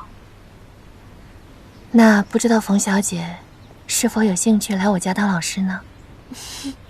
诗芝，你太坏了，哪有当着东家的面就劝别人悔棋跳槽的？你和芳华肯定能考上，那到时候冯小姐不就没有用武之地了吗？到我家来正好合适。冯小姐放心，我家也大方，开的薪资不会比荣家少的。桥本小姐一番热情，我要是回绝的话，也太过失礼了。只是人各有志，我本来也是打算等教完方林他们之后，就不再做家庭教师了。所以，您的邀请，我只能婉拒了。冯小姐，不会是嫌弃我们是日本人吧？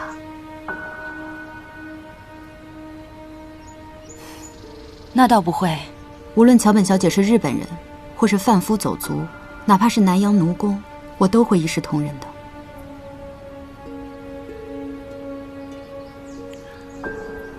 诗芝，你不会是和冯先生商量好，专程来帮他抬杠，让我们家给他涨工资吧？大哥，哪有你这样胡猜的？一下把冯先生和诗芝都给冤枉了。我说的都是真心话。我准备这几天就跟太太提辞职的事情，她应该会同意。我们家没有年底辞人的规矩，冯先生大可安心过年。是我自己想要辞职，和荣家无关。我被聘请过来，本来也是要帮助2位小姐考学的。今天考试结束，我的任务也完成了，自然该走了。怎么这么着急啊？年前也不好找工作。去年1年都在为了生计奔波，很少回家。正好年前有空，我也想尽尽孝心，顺便想想自己未来到底要做什么。回家再说吧。先回家。嗯，那先走吧。先生，走走。阿少，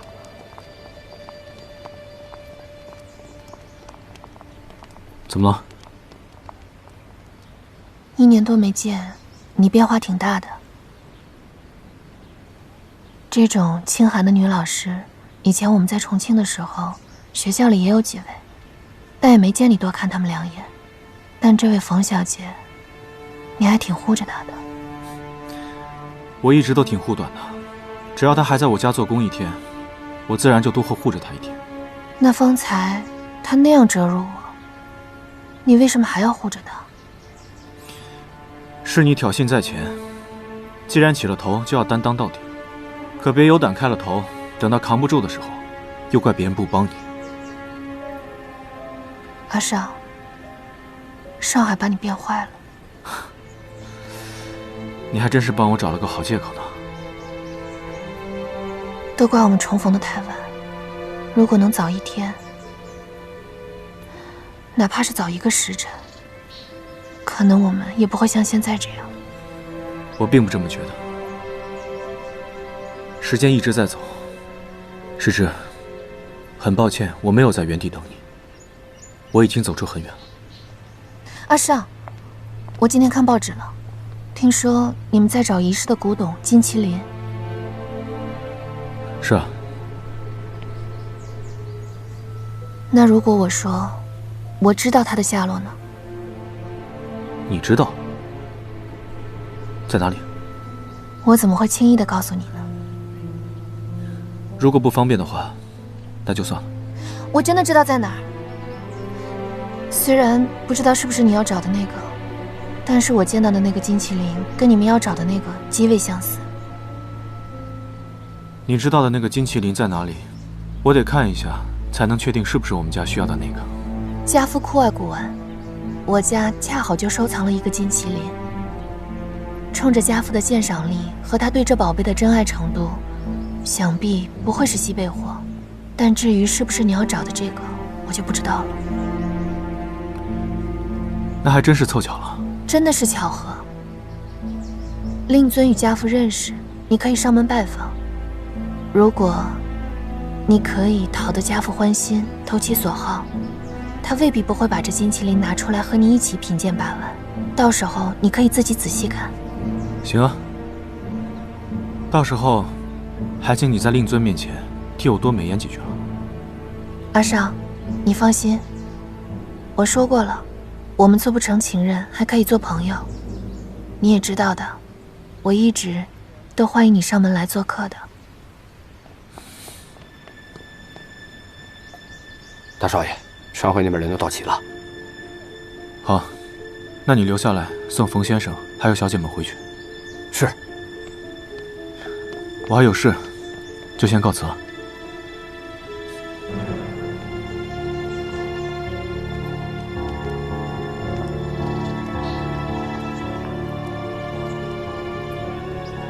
冯先生，这种女人根本就不配与我为敌。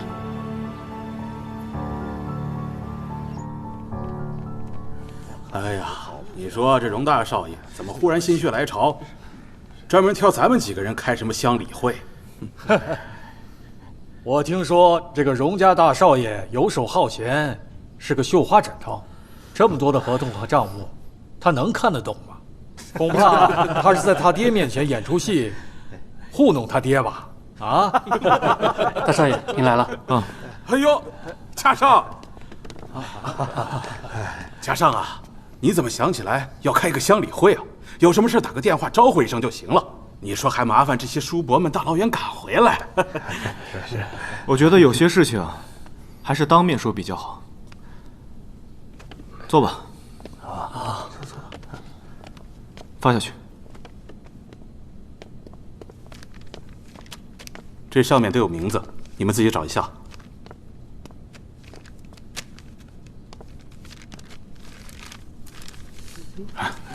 我看看这支票啊！这怎么是欠条啊？你这是什么意思？这是我根据荣氏商行历年的合同、采购单、报销单等文件核对过账本后做的一个账单。有些乡里欠了商行的钱，有些乡里给商行赚了钱，这我都看得一清二楚。希望有些人可以把欠的钱补上，赚了钱的乡里，我会根据比例给大家分发奖金，就是这么一回事。这是奖金？怎么能这样啊？你凭什么说我们欠商行的钱？我们每本账和商行里的会计们核实结算过，而且荣老板也签过字，这白纸黑字写得清清楚楚，账是平的。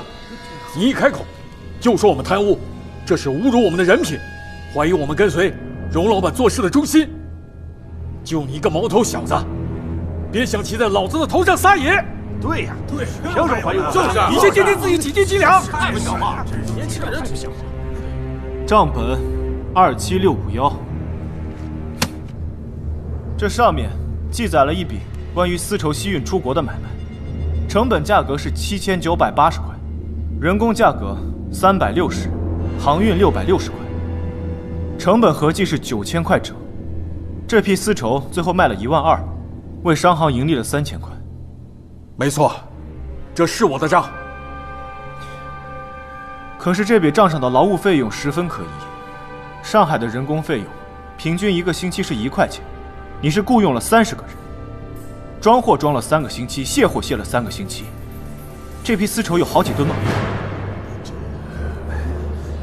还有，你作为乡里，如果劳务费用上出了问题，人工效率极低的话，你完全可以从劳务费用中扣除误工费，为什么没有明示在账本上面？这个，对了，这其中还包括外国人的劳务工费。英国公司一向是用外籍劳工，可这外籍劳工的费用比上海的低多了。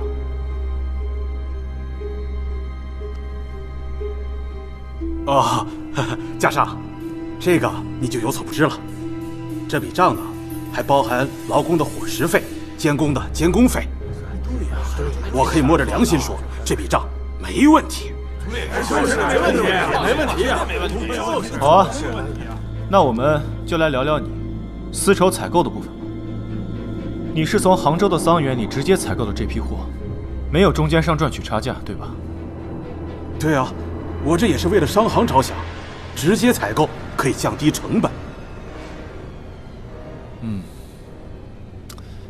前年南方干旱，桑树枯死，这丝绸供不应求，价格翻了1倍。但是去年雨水充沛，这价格理应降了下来。这批货是你去年采购的，但为什么付的是前年的价格？我已经找桑园的老板核实过了，人家的账上清清楚楚地记着，荣氏商行的采购价格是4900块，还有100块钱，你以车马费为由，直接从柜台拿走了现金。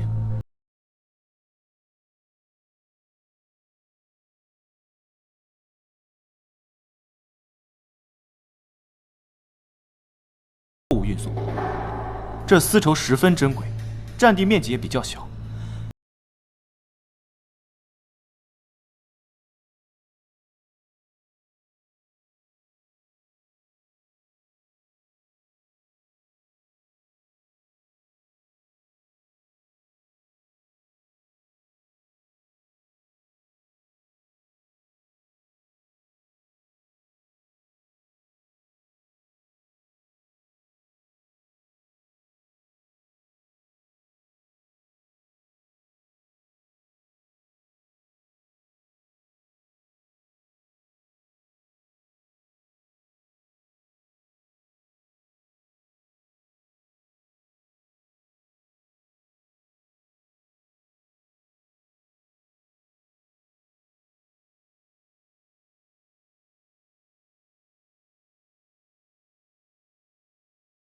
是补上欠款就能解决的了。不是，有话好好说嘛。好商量嘛。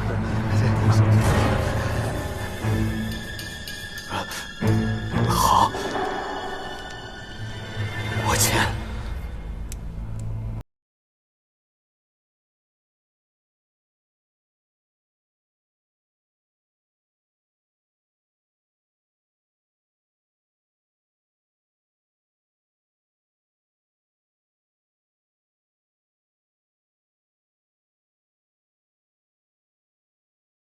大少爷，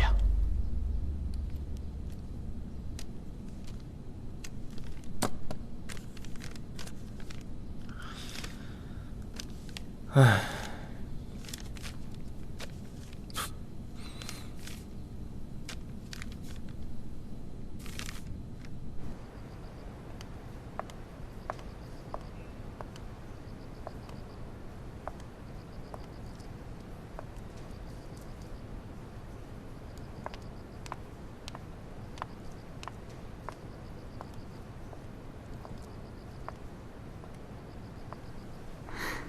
太太，能耽搁您一些时间吗？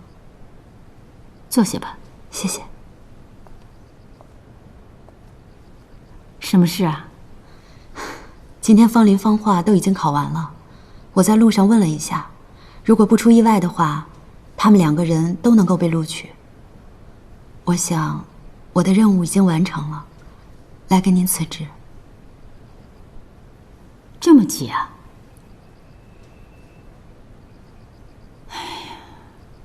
本来我们荣家也没有年前辞人的规矩，风先生要是愿意的话，等到年后再离开也可以的。东家厚道，我感怀在心。主要是家父身体一直不好，母亲一个人在家照顾，有些吃力。我还是想早点回家帮忙。你也是孝顺，既然这样，我也不便多留你了。去账上先把工钱结了，等发了保，孩子们要是录取了，那奖金我也会如约送到你家里去。多谢太太，我告辞了。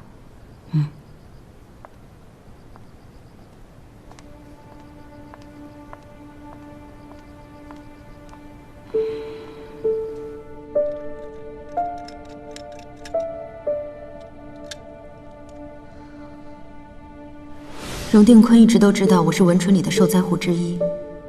如果小姐们考完试，我还继续留在荣府，别说荣定坤了，就连荣家上也该起疑了。所以，我决定主动请辞。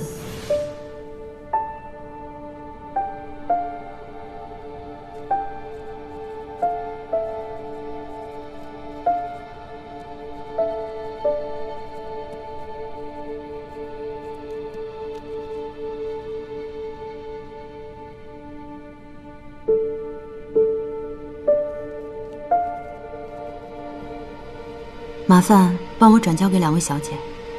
好的，冯先生。谢谢。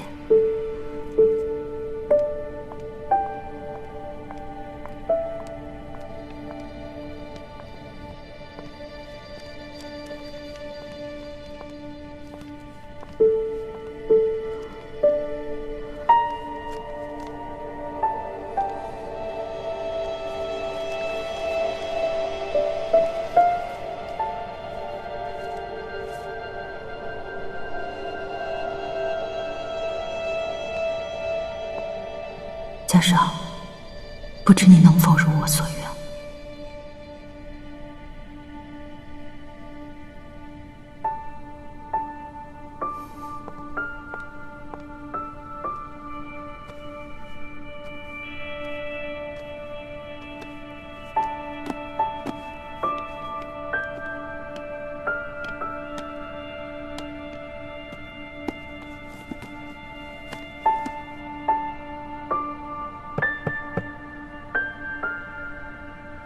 冯小姐，孙姨太，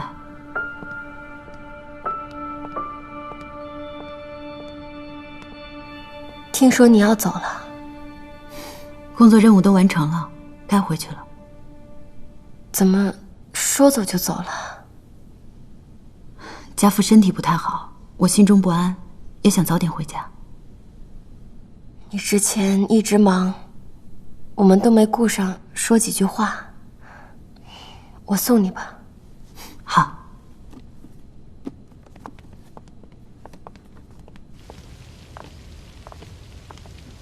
冯小姐来到荣家不过才3个月，但却好像过了大半年似的。实在是这段时间里发生的事情太多了。我过去性子不好，对冯小姐不大客气，也多亏了您大度，不同我计较。孙姨太之前身怀6甲，孕妇的性子实属怪一些，都是人之常情。至于少卿的事儿，是我错怪你了。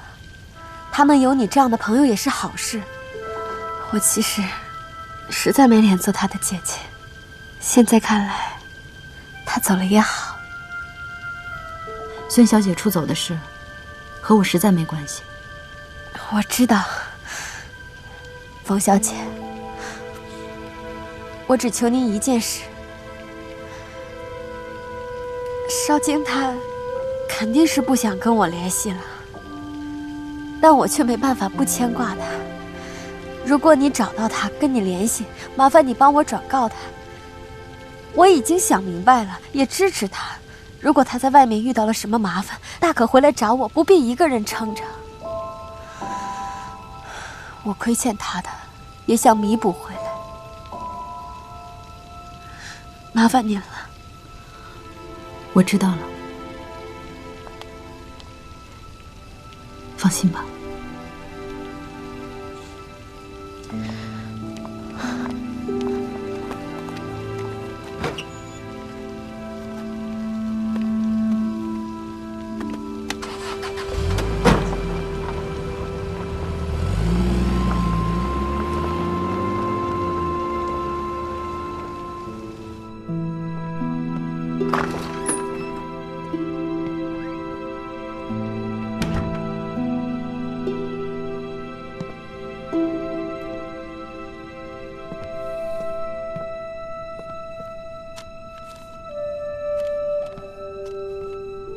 There are no birds in the sky, but I have flown.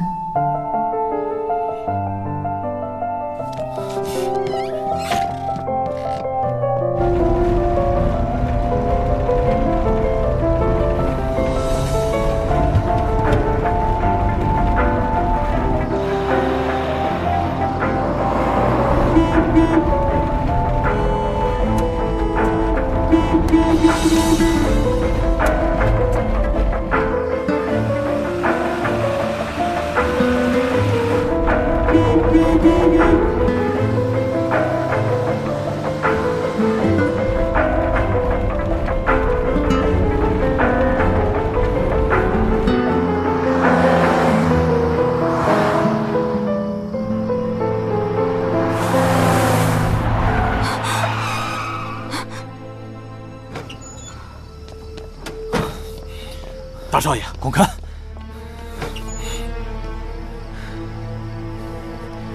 你怎么说走就走了？